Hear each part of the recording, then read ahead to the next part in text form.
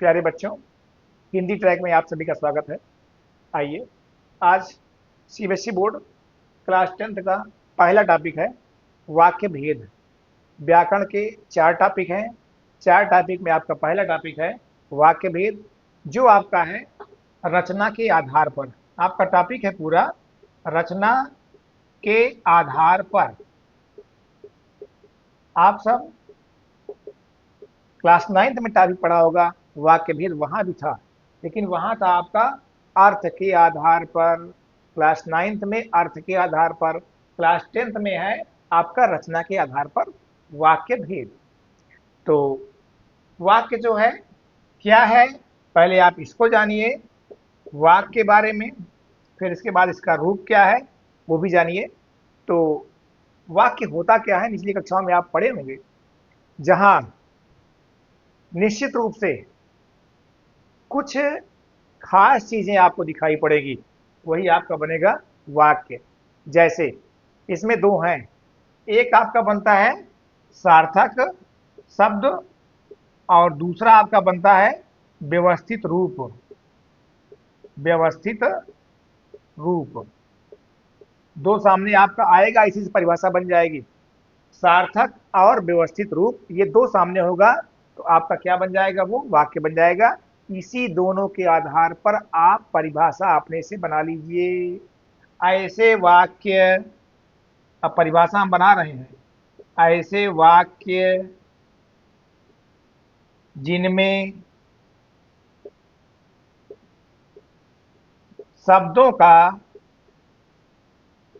शब्दों का व्यवस्थित रूप हो, शब्दों का व्यवस्थित रूप हो,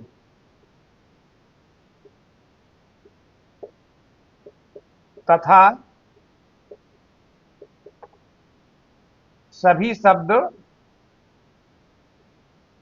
सभी शब्द सार्थक हों।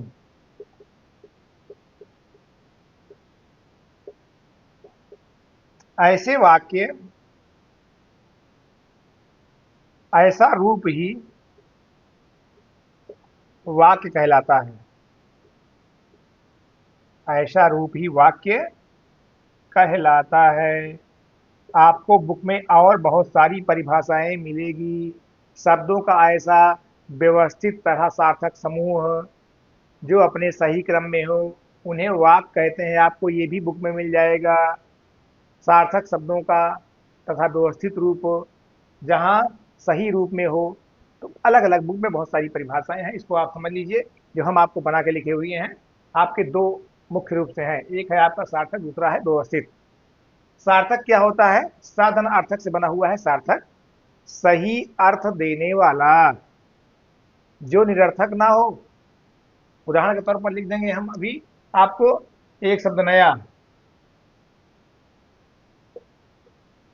ये हम लिख दिए आपका कहटल। ये शब्द सार्थक नहीं है, ये सार्थक नहीं है, गड़बड़ है। सार्थक क्या है, सही अर्थ देने वाला। अब इसी को हम चेंज कर देंगे, ये आपका बन जाएगा कटहल। ऊपर नीचे का अंदाजा किए, आगे पीछे क्या बन गया, कटहल, जो एक प्रकार का फल है या सब्जी है, ये आपका सही है। तो ये क्या है, सार्थक सही अर्थ देने वाला। तो शब्दों का, ऐसे वाक्य जिनमें शब्दों का व्यवस्थित रूप हो तथा वह क्या हो, सार्थक हो। तो सही अर्थ तो दिया, अब एक और बाकी है अभी, क्या है वो, व्यवस्थित। अब व्यवस्थित क्या होता है, व्यवस्थित का अर्थ होता है व्यवस्था के अनुसार। व्यवस्थित माने व्यवस्था के अनुसार, व्यवस्थित माने व्यवस्था के अनुसार। अब आप चक्कर में पड़े गए होंगे कि व्यवस्था के अनुसार क्या है, कैसी व्यवस्था की बात हो रही है, कहना क्या चाह रहे हैं। अब व्यवस्था क्या है कि हम पढ़ रहे हैं हिंदी भाषा। हिंदी भाषा एक अलग प्रकार से आपको जो है शब्द रखती है, वाक्य बनता है। अंग्रेजी भाषा अलग। अब बहुत सारे शब्द हैं, हम कहना नहीं चाहेंगे, हम अपने हिंदी की चर्चा करेंगे। तो व्यवस्थित में सबसे पहले इसमें आता है आपका कर्ता, कर्म, क्रिया, आवश्यकता अगर पड़ती है तो सहायक क्रिया, यथास्थान अव्यय प्रयोग, यथास्थान कारक चिन्ह प्रयोग। ये 6 सामने आए हुए हैं। चलिए इसको आप समझ लीजिए, फिर अब करते हैं, आपको बताते हैं। वाक्य, सार्थक शब्द, व्यवस्थित रूप, दो आपको मिलेगा। इसी परिभाषा हम बना दिए हैं, ऐसे वाक्य जिनमें शब्दों का व्यवस्थित रूप हो तथा सभी शब्द जो है वो सार्थक हो। ऐसा रूप ही क्या कहलाता है? आपका वाक्य कहलाता है। जहां सभी शब्दों सार्थक हों तथा अपने व्यवस्थित रूप में हो, वह क्या कहलाएगा? आपका वाक्य ही कहलाएगा। इसको रब कर दे बेटा। उम्मीद करते हैं आप समझ गए होंगे वाक्य परिभाषा। चलिए अब जो है आप देखिए, 6 टॉपिक निकल के आए हुए हैं। किसमें निकल के आए हैं? व्यवस्थित में। सार्थक आप समझ गए हैं, अब व्यवस्थित आपको समझा रहे हैं। व्यवस्थित है क्या, उसको भी आप जान लीजिए। व्यवस्थित में आप सबसे पहले आता है कर्ता प्रयोग। कर्ता का प्रयोग पहला आपका टॉपिक है, कर्ता का प्रयोग, ये आपका पहला। सेकंड आपका टॉपिक है कर्म प्रयोग। कर्म प्रयोग। तीसरा आपका बनेगा क्रिया प्रयोग। तीसरा बनेगा आपका क्रिया प्रयोग। चौथा आपका बनेगा आवश्यकता अनुसार सहायक क्रिया प्रयोग। आवश्यकता अनुसार सहायक क्रिया प्रयोग। सहायक क्रिया प्रयोग।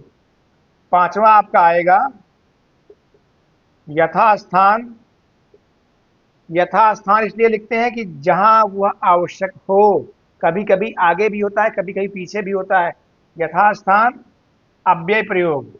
यदि वाक्य में अव्यय नहीं है तो अव्यय नहीं रखेंगे, और है तो उसको इस रूप में लिखेंगे, रखेंगे। आवश्यकतानुसार यथास्थान अव्यय प्रयोग। यथास्थान। फिर आपका लास्ट आपका आएगा यथास्थान कारक चिन्ह प्रयोग। कारक चिन्ह प्रयोग।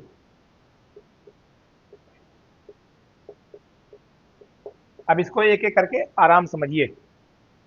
कोई भी वाक्य बनेगा जब, सबसे पहले छोटा बनाते हैं, फिर उसके बाद बड़े कर देंगे हम। रमेश विद्यालय गया। रमेश क्या है? रमेश संज्ञा है, यहां कर्ता के रूप में है। जो कार्य करता है वो कर्ता कहलाता है। तो रमेश विद्यालय गया, रमेश क्या है? कर्ता है। यहां आपका वाक्य लिख दिया गया, रमेश स्कूल गया। रमेश क्या है? ये आपका रमेश जो है वह करता है। रमेश क्या है? रमेश आपका करता है। सेकंड आपका स्कूल जो आया हुआ है, ये क्या है? आपका कर्म है। तीसरा जो आया हुआ है, ये क्या है आपका? ये है आपका क्रिया। तीन शब्द हैं, तीनों जो है वो सार्थक हैं। सार्थक की चर्चा अब नहीं कर रहे हैं। किसकी कर रहे हैं? व्यवस्थित की कर रहे हैं, व्यवस्थित रूप। तो रमेश स्कूल गया, साफ साफ इसका अर्थ निकल रहा है। अब अर्थ निकल रहा है तो इसका मतलब ये वाक्य है, ऐसे ही वाक्य होना चाहिए। तो फर्स्ट, सेकंड, थर्ड आपका बन गया। अब क्या आपको पूरी बुक में ऐसे ही वाक्य मिलता है? नहीं। फिर कैसे मिलता है? इसी को आगे पीछे और बढ़ा देते हैं, शब्दों को जोड़ देते हैं। तब आप चलिए, आवश्यकता अनुसार सहायक क्रिया का प्रयोग चौथा नंबर आया हुआ है। फर्स्ट आपका कर्ता का प्रयोग, रमेश हमेशा फर्स्ट करता रहेगा। सेकंड आपका कर्म का प्रयोग, स्कूल गया, खाना खाया, जो भी। थर्ड आपका क्रिया का प्रयोग, यहाँ गया है। ये सभी क्या है? ये सभी क्रम से लिखे हुए हैं, आपके छवो वाक्य में दिखाई पड़ते हैं। तो फर्स्ट, सेकंड, थर्ड आपका हो गया। चौथा आपका है आवश्यकता अनुसार सहायक का प्रयोग, सहायक क्रिया का प्रयोग। अब ध्यान दीजिएगा बच्चों, रमेश स्कूल गया, इसको चेंज करके लिख दें हम, रमेश स्कूल जा रहा है। गया को हमने क्या किया? कट किया और लिख दिया रमेश स्कूल जा रहा है। चेंज किया, केवल इसको हम कट किए हैं बस। जा रहा है, तो रमेश स्कूल जा, ये जाना क्या है? ये तो क्रिया है ही है। लेकिन रहा है शब्द, रहा है शब्द क्या बन जाएगा? ये बन जाएगा आपका सहायक क्रिया। रहा है क्या? सहायक क्रिया, जाना क्या है, वो है आपका क्रिया। तो 4 आपके हो गए। अब यथास्थान क्या है, अव्यय प्रयोग। अब यथास्थान लिख लीजिए, कभी कभी ये थोड़ा सा पहले होता है, कभी कभी बाद में होता है। जैसे आज रमेश स्कूल जा रहा है। आज क्या है, वो अव्यय ही है। जो चेंज नहीं होते हैं वो अव्यय ही कहलाते हैं। दूसरा वाक्य बन सकता है, रमेश आज स्कूल जा रहा है। यथास्थान पहले भी हो सकता है, वह एक शब्द के बाद भी हो सकता है, दोनों स्थान बिल्कुल सही हैं। तो ये क्या है, यथास्थान अव्यय का प्रयोग जहां उचित समझिए आप लगा दीजिए, लेकिन ऐसे स्थान पर लगाइए जो विहित है, जो पूरा अर्थ दे, जो गलत ना लगे, वहीं इनका प्रयोग होना चाहिए। बहुत सारे शब्द हैं अव्यय के। अब यथास्थान कारक चिन्ह का प्रयोग। कारक चिन्ह पढ़े होंगे आप, कर्ता ने कर्म को आदि। कर्ता कर्म करण संप्रदान आपादान संबंध अधिकरण संबोधन, ने को से के लिए आदि, ये सभी क्रम से हैं। तो वाक्य को बढ़ाने के लिए इनका प्रयोग अति आवश्यक होता है, बिना इनके लगे वाक्य बढ़ता ही नहीं है। अब हम वाक्य बढ़ाने जा रहे हैं, यही वाक्य बढ़ाएंगे। रमेश आज रमेश स्कूल साइकिल से जा रहा है। तो क्या है वो शब्द है आपका साइकिल से। साइकिल से आपका से आ गया, से या द्वारा। से या द्वारा क्या है, थर्ड है, कर्ता ने कर्म को करण से या द्वारा। ये आपका क्या है, ये आपका है कारण।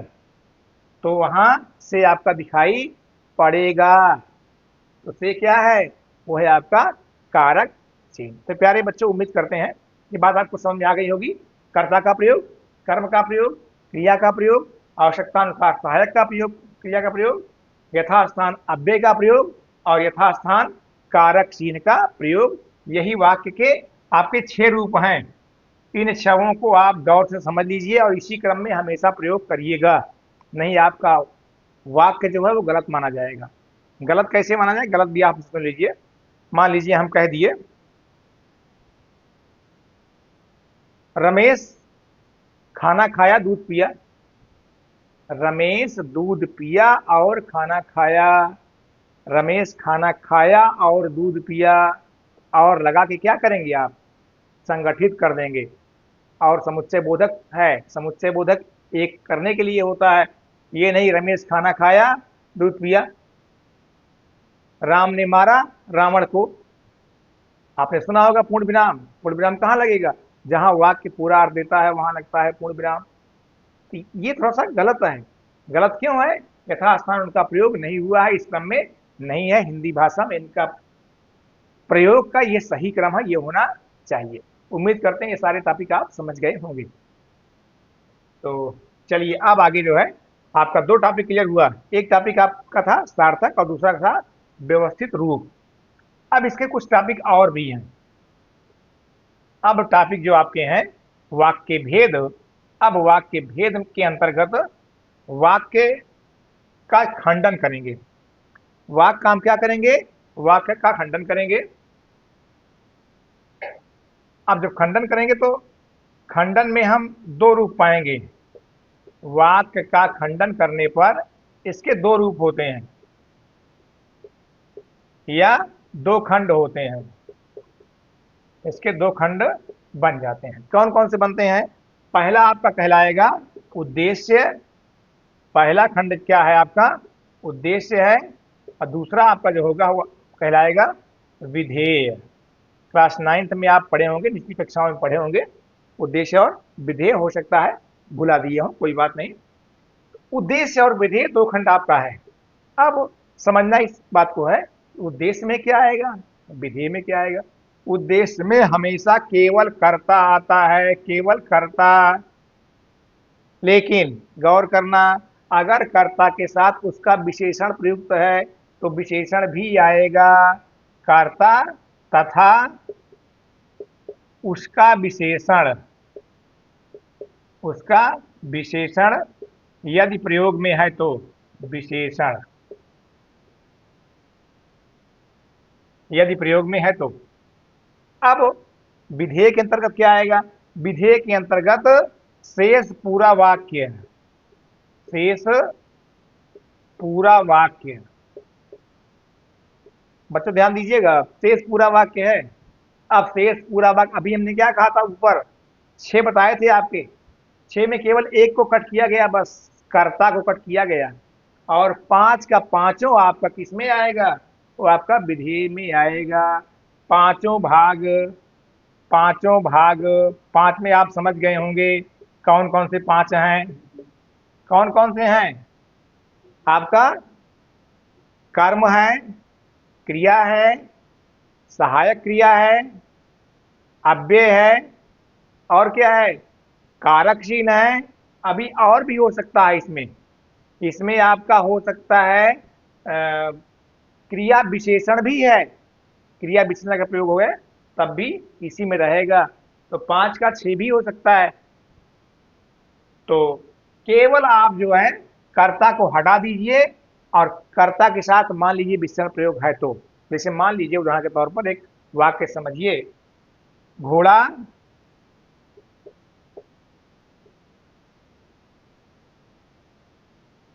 घास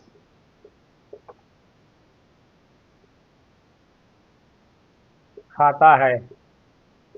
घोड़ा घास खाता है, ये क्या है, घोड़ा जो है वह करता है, तो घोड़ा क्या बन गया, आपका उद्देश्य बन गया।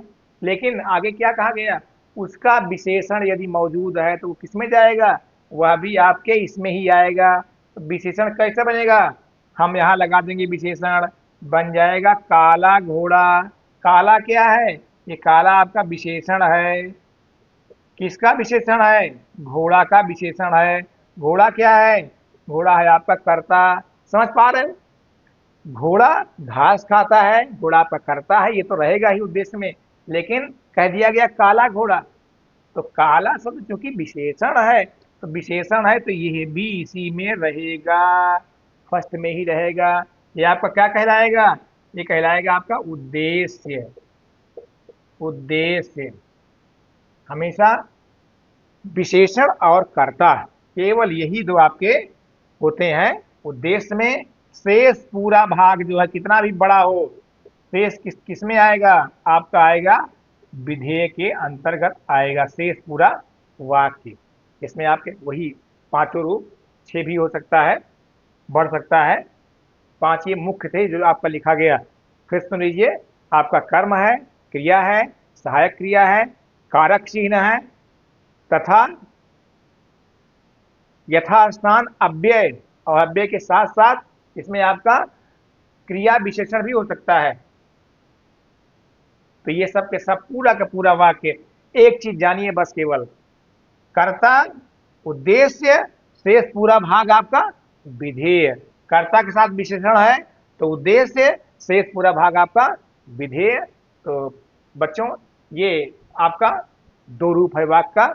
वाक्य का हम खंड किए, तो खंडन में हम 2 रूप पाए थे। 2 रूप कौन से पाए थे, उद्देश्य और विधेय, 2 खंड किए गए। तो उम्मीद करते हैं ये भी आप समझ गए होंगे। ये था आपका उद्देश्य और विधेय। अब आगे आप देखिए, वाक्य कितने प्रकार के हो सकते हैं, ये भी आप समझ लीजिए सरल सरल शब्दों में। पहले आप कुछ वैसे भी समझ लीजिए, बाद में लिख देंगे हम।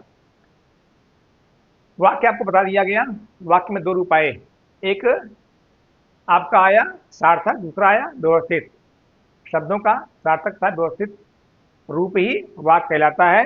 तो वाक्य जो है वो 3 प्रकार के हैं। वाक्य के प्रकार, वाक्य के प्रकार, अभी जो आप पढ़े थे वह रूप पढ़े थे या अंग पढ़े थे, अब आपका है वाक्य प्रकार।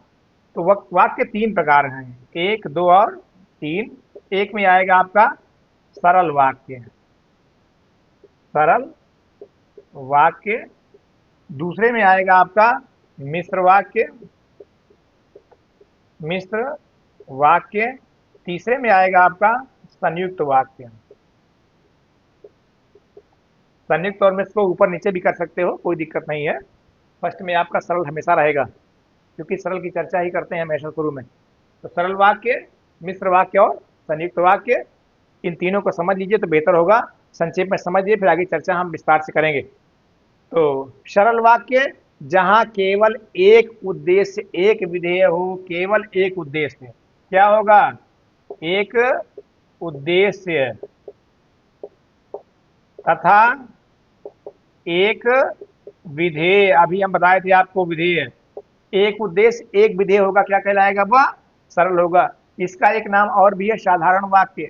जहां सरल तरीके से बात कह दिया जाए वो क्या है? सरल वाक्य। मिश्र वाक्य, इसमें जो है क्या होगा? दो उपवाक्य होंगे, दो उपवाक्य होंगे। वाक्य के अंतर्गत वाक्य बनता है तो वो कहलाता है आपका उपवाक्य। दो उपवाक्य होंगे और दोनों जो है कहीं न कहीं आश्रित होंगे। क्या होंगे? आश्रित होंगे। एक आपका मुख्य होगा और दूसरा आपका आश्रित होगा, तो आश्रित्व दर्शाएगा। तीसरा संयुक्त है, तो यहां भी दो हैं, लेकिन कैसे हैं? ये है आपके स्वतंत्र रूप से। समझ लीजिए, आगे फिर आपको बताएंगे। सरल वाक्य सरलता से कहा जाए, नाम इसका। साधारण वाक्य जहां एक उद्देश्य और एक विधेय। मिश्र वाक्य जहां दो उपवाक्य होंगे, एक प्रधान होगा दूसरा आश्रित होगा। संयुक्त वाक्य दोनों दो होंगे उपवाक्य और दोनों स्वतंत्र होंगे, किसी का किसी पर कोई प्रभाव नहीं पड़ेगा। तो आज के लिए बस इतना ही। अगली वीडियो में फिर आपको हम इसको विस्तार से बताएंगे, उदाहरण भी आपको समझाएंगे।